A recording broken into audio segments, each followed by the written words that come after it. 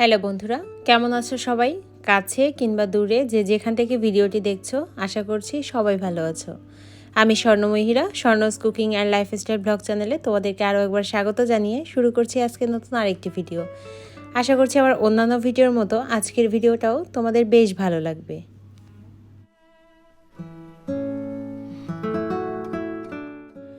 জীবনের একটা সময়ে আমি মেডিকেলের কোচিং করেছিলাম, খুব স্বাভাবিকভাবে, যেটা হয় আর কি। মানে মেডিকেলে পড়ার ইচ্ছা ছিল, হয়তো ওই জন্যই করেছিলাম। যাই হোক, কিন্তু দুর্ভাগ্যবশত আর কি মেডিকেলে চান্সটা না পাওয়ার জন্য এখন আমি হচ্ছে নন মেডিকেল। তো তখন আমি আর আমার একটা বান্ধবী ছিল, ওর নাম ছিল হচ্ছে সানি। তো আমরা দুজনে আর কি একসাথে মেডিকেলের কোচিংয়ে যেতাম। আর বাসা থেকে আর কি অনেক দূর ছিল আমাদের ওই কোচিংটা, তো যার কারণে হচ্ছে বেশিরভাগ সময় বাসেই আমাদের যাতায়াত করতে হতো। তো যেহেতু বাসে যাতায়াত করতাম, তো হাতে একটু সময় নিয়ে আর কি বাসা থেকে বের হইতাম, কারণ ওটা হচ্ছে লোকাল বাস ছিল, আসতে অনেক সময় একটু লেট করে, বা একটা হয়তো ভিড় থাকে, ওইটা না পেলে হয়তো পরেরটা আর কি যেতাম। তো যাই হোক, এরকম করে আমরা একটু হাতে সময় নিয়ে আর কি কোচিংয়ে আর কি বের হইতাম। তো সকালবেলা বাসা থেকে নাস্তা না করেই আমরা আর কি চলে যেতাম, কারণ নাস্তা করার অত সকালে আর কি সময় হতো না। তো তারপরে এমন 2-1 দিন হয়েছে যে ওখানে মেডিকেলের কোচিংয়ে পৌঁছানোর পর দেখা যায় হাতে আর তেমন একটা সময় নেই, হয়তো 5-6 মিনিট আছে বা 10 মিনিট আছে, তখন আর আমরা নাস্তা টাস্তা করতাম না। কিন্তু যেদিন এরকম হতো যে আমরা হয়তো আধা ঘন্টা বা 45 মিনিট আগেই পৌঁছায় গেছি, তো ওই দিন আমরা আর মিস করতাম না। আমাদের যে কোচিং সেন্টারটা, সেটা ঢোকার জাস্ট একটু আগেই হচ্ছে ওখানে হচ্ছে একটা ছোট্ট একটা পরোটার দোকান ছিল। তো ওখানে পরোটা, ডাল ভাজি, তারপরে হচ্ছে দুধ চা, এগুলো আর কি পাওয়া যেত। তো আমরা করতাম কি, আমরা ওই ডাল ভাজিটা খেতাম না, তখন হালকা হালকা একটু ঠান্ডা ঠান্ডা পড়তো আর কি, মানে একটু কেবল ঠান্ডাটা শুরু হয়েছে আর কি, এরকম একটা সময়। তো আমরা ওই সময় হচ্ছে চা দিয়ে, মানে দুধ চা আর কি, গড়া করে দুধ চা, আর সাথে হচ্ছে পরোটা। তো আমরা 2টা পরোটা নিতাম আর হচ্ছে 1 কাপ দুধ চা নিতাম। তো আমরা দুজনে হচ্ছে দুধ চার মধ্যে পরোটা আর কি চুবিয়ে চুবিয়ে, মানে খুব আয়েশ করে আর কি খেতাম। আর ওইটার যে কি মজা লাগতো তখন, মানে বলে বোঝানো যাবে না। মানে বাসায় যতই ভালো রান্না করুক না কেন, ভালো নাস্তা বানাক না কেন, মানে ওইটার যে স্বাদ, মানে ওই স্বাদের সাথে মানে কোনো কিছুর তুলনা হবে না। আর এখন মনে পড়লে যেটা মনে হয় যে ওই নাস্তাটাই হচ্ছে জীবনের সবচেয়ে বেস্ট নাস্তা ছিল। আর চা পরোটা খেতে খেতে ওই দুজনের মানে ওই সময়টা কাটানো যে মুহূর্তটা, ওইটা জীবনের বেস্ট মুহূর্ত ছিল।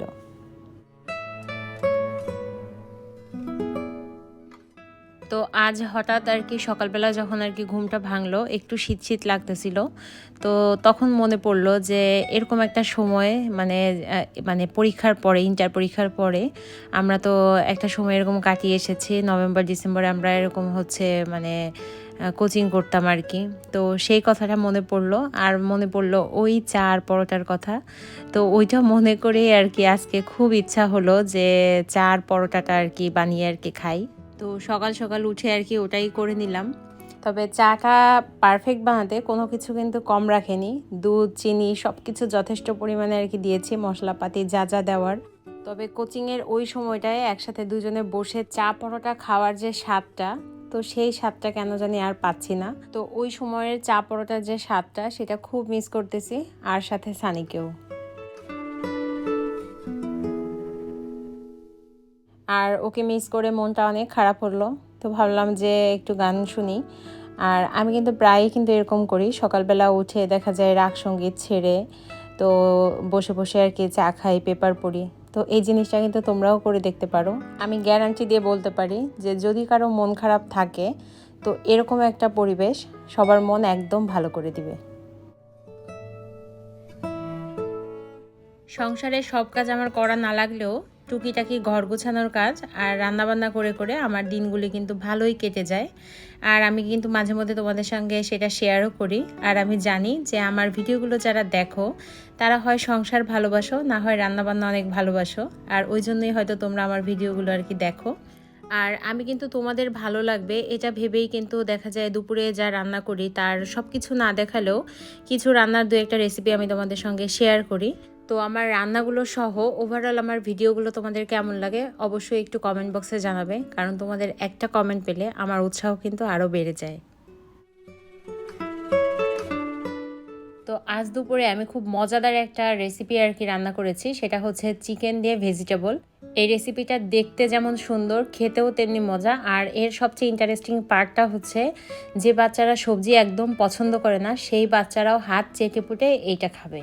তো যাদের বাচ্চাদের মানে সবজি খেতে চায় না বা সবজি নিয়ে অনেক মানে তালবাহানা করে, তো আজকের রেসিপিটা কিন্তু একদম তাদের জন্য, তারা কিন্তু একদমই স্কিপ করবে না।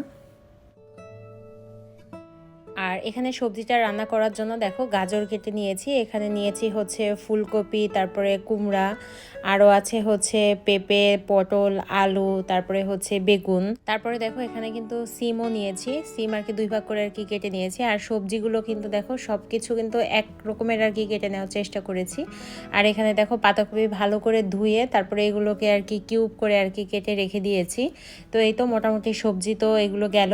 আর হচ্ছে নিয়েছি হচ্ছে দেখো বুটের ডাল একটু ভিজিয়ে রেখেছিলাম, তো সেটাকে একটু সিদ্ধ করে নিয়েছি, হালকা সিদ্ধ, খুব বেশি একটা না। আর সবজিটা যেহেতু চিকেন দিয়ে রান্না করব, তো চিকেনও দেখো এরকম করে আর কি কিউব কিউব করে আর কি কেটে নিয়েছি। এখানে হচ্ছে একটা মানে পোলট্রি মুরগির এক পাশ আর কি, মানে বুকের মাংস সহ রানের মাংস এক পাশ আর কি নিয়েছি। তো চলো এখন রান্নাটা বসাই। তো এখানে দেখো প্রথমেই হচ্ছে একটা কড়াই বসিয়ে ওটা গরম করে তারপরে হচ্ছে সরিষার তেল দিয়েছি, আর পুরো রান্নাটা সরিষার তেলেই করব। আর দেখো যে গরম মশলাগুলো আছে, বড় এলাচ, ছোট এলাচ, তারপরে হচ্ছে দারচিনি, লবঙ্গ, সব কিছু আর কি দিয়ে, তেজপাতা, তারপরে এগুলো একটু ফোড়ন দিয়ে যখন এখান থেকে একটু ঘ্রাণ বের হয়ে আসবে তখন দিয়ে দেবো হচ্ছে পেঁয়াজ কুচি। তো এখানে দেখো পেঁয়াজটা একটু লাল লাল করে ভেজে নিতে হবে, লাল ঠিক না, হালকা একটু ব্রাউন কালার করে আর কি ভেজে নিতে হবে। তারপরে পেঁয়াজটা ভাজার পর আমি এখানে দিয়ে দেবো হচ্ছে রসুন বাটা আর দিব আদা বাটা। এই দুইটা মশলাকে একটু ভাজা ভাজা করে নিব, কারণ না হলে দেখা যায় কি যে আদা রসুনের একটা কাঁচা গন্ধ থেকে গেলে ওটা কিন্তু তরকারির কিন্তু স্বাদটা নষ্ট করে দেয়। তো ওইটা ভালোভাবে আর কি ভেজে তারপরে দেখো মাংসগুলো দিয়ে দেবো।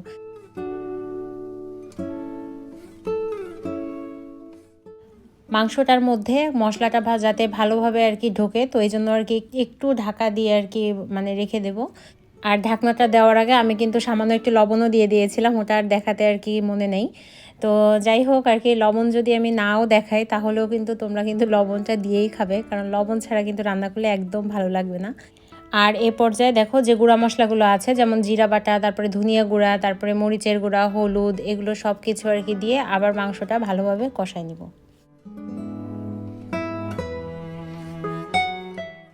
আমি দেখো যে কোনো মাংস রান্নার মধ্যে হালকা একটু সয়া সস দিয়ে, এটা কেন জানি আমার একটু মনে শান্তি লাগে, মনে হয় যে মাংস টাইপের যে কোনো রান্নায় একটু সয়া সস দিলে ওইটার স্বাদ আরও একটু বেড়ে যায়, আমার কাছে আর কেমনটাই মনে হয়। তো সেই জন্যই আর কি দেখা যায় এর মধ্যেও আমি একটু সয়া সস আর কি দিয়ে নিলাম। আর মাংসটা যতক্ষণ ভালো করে কুক না হবে ততক্ষণ পর্যন্ত কিন্তু একটু ঢাকা দিয়ে দিয়ে মানে মাংসটা আর কি রান্না করতে হবে। আর মাংসটা মোটামুটি যে দেখো তেলটা যখন ছেড়ে দিবে তখন হচ্ছে যে বুটের ডালটা সিদ্ধ করে রেখেছিলাম ওই ডালটা এর মধ্যে দিয়ে আবারও একটুখানি কষাই নিব। আর কষাই নেওয়ার পরে একে একে যে সবজিগুলো আর কি রেখেছিলাম সেই সবজিগুলোও একে একে দিয়ে দেব।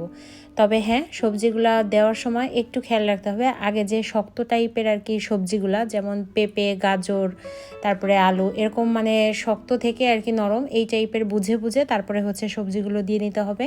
আর সবজিগুলো দিয়ে ঢাকা দিয়ে দিয়ে আস্তে আস্তে আর কি রান্না করতে হবে, যাতে সবজি থেকে পানিটা আর কি ছেড়ে দেয়।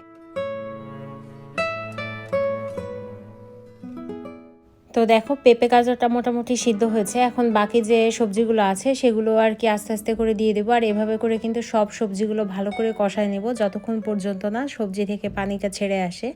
আর আমি কিন্তু যখন বুটের ডাল দিয়েছিলাম তারপরেই হচ্ছে লবণ হলুদ কিন্তু তখন কিন্তু যে আগেই দিয়ে দিয়েছিলাম, এই জন্য এখন আর লবণ হলুদ কিছুই কিন্তু দিলাম না। তো এভাবে করে একে একে কিন্তু ঢাকা দিয়ে দিয়ে সবজিগুলো আমি সব আর কি মানে আধা সিদ্ধ আর কি করে নেব। আর এই সবজিতে হালকা একটু গরম পানি লাগবে, তবে সবজির যে পানিটা মূলত ওইটা দিয়েই কিন্তু রান্নাটা হয়ে যাবে অর্ধেক, আর লাস্টে যায় আর একটু আর কি সিদ্ধ করার জন্য একটু গরম পানি ইউজ করব। তো এই যে দেখো ঢাকা দিয়ে দিয়ে কিন্তু আমি মোটামুটি আর কি আধা সিদ্ধ আর কি করে নিয়েছি, আর এখন এই যে গরম পানিটা আর কি দিয়ে দিচ্ছি। আর এই সবজিটা কিন্তু একটু মাখা মাখা টাইপের হবে, আর সবজিটা কিন্তু সাদা ভাত বা পোলাও বলো বা রুটি, পরোটা, সব কিছুর সাথে, লুচির সাথেও কিন্তু অনেক ভালো লাগে। তো তোমাদের যে বাচ্চাগুলো আছে যারা হচ্ছে একদম সবজি খেতে মানে অপছন্দ, তাদের এইভাবে করে রান্না করে দিবা, আমি একদম শিওর যে ওরা তোমার দেখবা যে এইগুলো একেবারে চেটে পুটে আর কি খেয়ে নেবে। তো তো যাই হোক, ওই পাশে দেখো আমি কিন্তু একটু শুকনো মরিচ আর কি দিয়েছিলাম জাস্ট কালারটা আনার জন্য। আর আমি হচ্ছে দেখো কাঁচা ঝালগুলো এইভাবে পাটায় আধা ছেঁচা দিয়ে নিই, মানে পুরাটা একেবারে বেটে নিই না, মানে আধা ছেঁচা দিয়ে তারপরে হচ্ছে মরিচগুলো আর কি দিয়ে দিলে তাহলে ঘ্রাণটা দেখা যায় অনেক ভালো আসে। যে কোনো তরকারিতে তুমি যদি মরিচ এভাবে আধা বাটা দিয়ে তারপরে হচ্ছে তুমি তরকারিতে দাও, দেখবা যে অনেক সুন্দর একটা ঘ্রাণ বের হয়। তো ওই পাশে আমার তরকারিটা মোটামুটি হয়ে এসেছে। এখন এ পর্যায়ে হচ্ছে বাগার দিয়ে দিতে হবে। আর বাগারের জন্য দেখো আমি এখানে দিয়ে দিলাম হচ্ছে সরিষার তেল, আর তেলের মধ্যে খানিকটা দিয়ে দিলাম হচ্ছে পাঁচফোড়ন, আর দিয়ে দিলাম কয়েক টুকরা হচ্ছে শুকনো মরিচ। তো পাঁচফোড়ন থেকে সুন্দর একটা ঘ্রাণ যখন বের হয়ে আসবে তখন এর মধ্যে দিয়ে দিতে হবে পেঁয়াজ কুচি, আর দিয়ে দিতে হবে হচ্ছে রসুন কুচি। তো পেঁয়াজ রসুনটা ভালোভাবে একটু ভাজা করে নিয়ে তারপরে হচ্ছে দিয়ে দিতে হবে হচ্ছে আদা বাটা। এই আদা বাটাটা কিন্তু মাস্ট, এই আদা বাটাটা দিলে কিন্তু ঘ্রাণটা কিন্তু একটু অন্যরকম হয়। তো হোটেল রেস্টুরেন্টে আমরা যে ডাল পরোটার যে সবজিগুলো খাই তাতে কিন্তু এরকম কিন্তু আদা বাটা ওরা কিন্তু দিয়ে আর কি ফোড়ন দেয়। তো এই ধরনের সবজি রান্নার সময় আমি কিন্তু এই ট্রিক্সটা সবসময় ফলো করি, তো তোমরাও করে দেখতে পারো। তো যাই হোক, ফোড়নটা আমার এই যে দেখো রেডি। তো এখন এটা হচ্ছে সবজিটার মধ্যে আর কি ঢেলে দিব, আর জাস্ট দিয়ে একটু নাড়াচাড়া করে তারপরে হচ্ছে ধনেপাতা দিয়ে আর কি নামাই দিব। তো হয়ে গেল আমার হচ্ছে দারুণ স্বাদের চিকেন ভেজিটেবল একটা রেসিপি। তো দেখো, শীতের সময় কিন্তু এই সব ভেজিটেবলগুলো কিন্তু পাওয়া যায়, আর শীতের সময় এরকম ধরনের সবজি খেতে কিন্তু খুবই ভালো লাগে। তো আজকের রেসিপিটা তোমাদের কাছে কেমন লাগলো অবশ্যই কিন্তু কমেন্ট বক্সে জানাবে। আর বাসায় তোমরা কে কে এরকম রান্না করে খাও, বা কী দিয়ে কী রান্না করলে মানে ভালো লাগে, তো সেটাও আর কি আমাকে কমেন্ট বক্সে জানাতে পারো।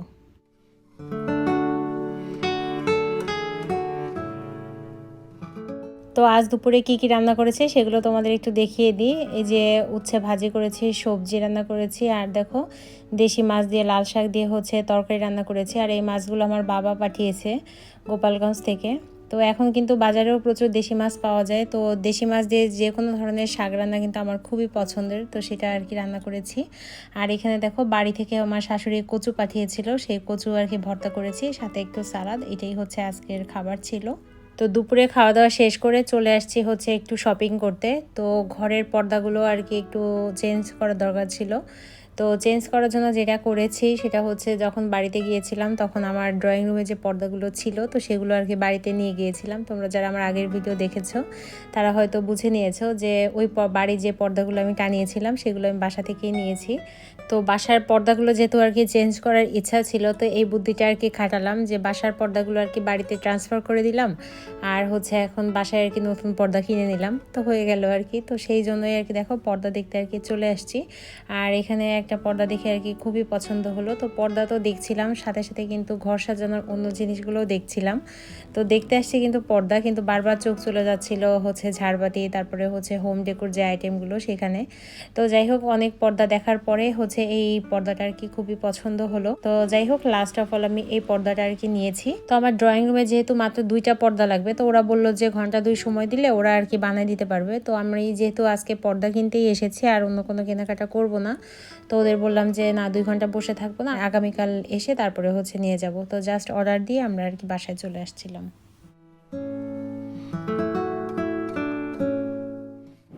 তো এটা হচ্ছে তার পরের দিনের ভিডিও।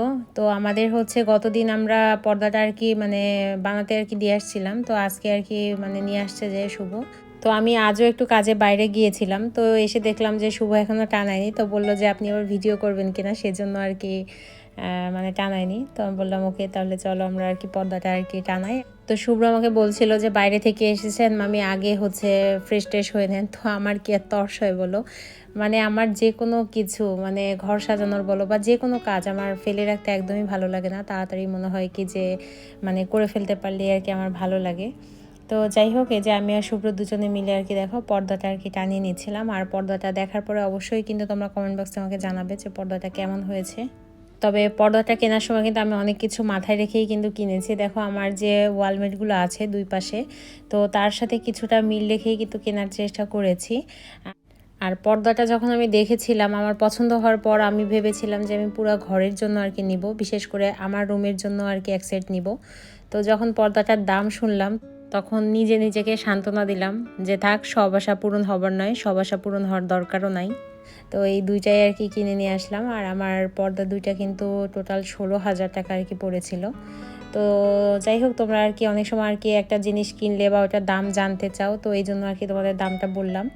তো আমার পর্দাগুলো কেমন হয়েছে অবশ্যই জানাবে। আর সব কিছু মিলিয়ে আজকের ভিডিওটা তোমাদের কাছে কেমন লেগেছে সেটাও কিন্তু কমেন্ট বক্সে জানাতে ভুলবে না। আর আমার ভিডিওটা যদি ভালো লেগে থাকে তো প্লিজ একটা লাইক করে দিও। আর যদি বেশি ভালো লেগে থাকে তো তোমার ফ্রেন্ডস অ্যান্ড ফ্যামিলির সঙ্গে শেয়ার করো। তো আজ এ পর্যন্তই, সবাই ভালো থেকো, সুস্থ থেকো, বাই বাই।